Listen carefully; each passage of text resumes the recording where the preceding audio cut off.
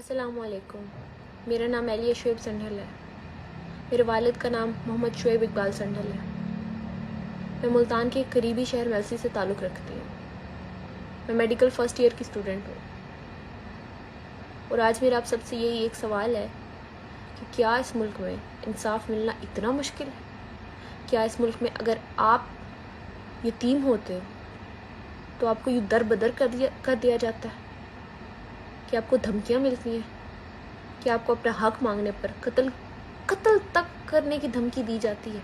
मेरा आज वज़ीर आज़म पाकिस्तान, वज़ीर आला Punjab, chief of army staff और चीफ़ जस्टिस ऑफ पाकिस्तान से ये सवाल है कि क्यों हमारे इदारों में सियासी प्रेशर पड़ रहा है, क्यों हमें इंसाफ नहीं मिलता।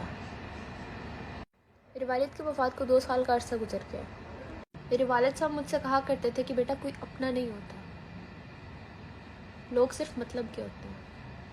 अगर कोई आपके साथ हद से ज़्यादा अच्छा है, मीठा है, तो उससे ज़्यादा बुरा आपके लिए कोई नहीं होगा। और उनकी डेथ के बाद मुझे ये बात बहुत अच्छे से समझ आ गई और उन्हीं के अपनों ने ही मुझे ये बात समझाई है। मैं ज़्यादा टाइम नहीं लूँगी आप सबका, लेकिन मेरा एक सवाल है कि क्या इस मुल्क में इंसाफ मिलना इतना मुश्किल है? क्या हर किसी के साथ यही हो रहा है? क्या यतीम बच्चे हर वक्त अदालतों और हुकूमती इदारों के चक्कर लगाते फिर रहे हैं? क्या बेवा औरतों के साथ बदसलूकी हो रही है? क्या उन पर सियासी प्रेशर बढ़ रहा है या सिर्फ हमारे साथ? शुरू में सौतेला भाई और चचा अच्छे बनकर रेवेन्यू डिपार्टमेंट के साथ मिलकर हम पे झूठे केस बनाते रहे। विरासत का इंतकाल कानूनन जो कि 1 माह के अंदर अंदर दर्ज किया जाता है, हमें करवाने में 1 साल लग गया। हल्का पटवारी जो कि मेरे चचा और भाई से रिश्वत लिए बैठे हैं, हमें हमारी ज़मीनों के दस्तावेज़ात नहीं देते। अहमद हुसैन डेढ़ जो कि मुल्तान में MNA है, उनके सियासी दबाव की वजह से कोई एक्शन नहीं लिया जाता।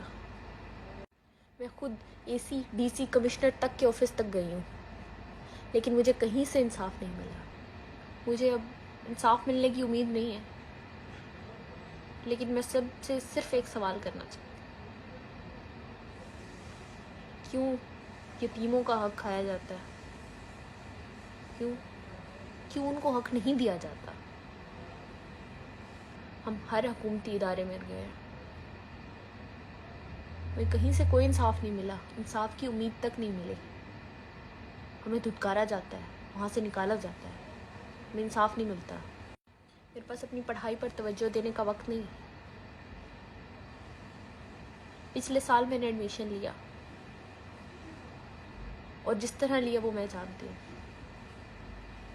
मैं यकीन करें मैं 1 साल नहीं गुजार सकी। मेरे लिए ये वक्त बहुत मुश्किल है और ये बहुत रिस्क का काम है जो मैं अब करने जा रही हूँ। मेरे चचा ज़ुबैर संढल जो कि मेरे सगे चचा हैं, उन्होंने हमारी ज़मीन पर नाहक कब्जा किया और मेरा एक सौतेला भाई भी है।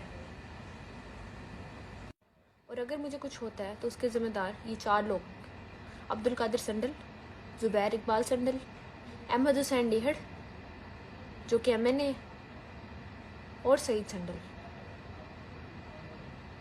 ये लोग हमें कत्ल करने की धमकियां देते हैं, हमारे घर के बाहर फायरिंग करते हैं, हमें हमारा हक मांगने से रोकते हैं। हमारे घर के बाहर फायरिंग होती है, हमें संगीन नताइज की धमकियां दी जाती हैं।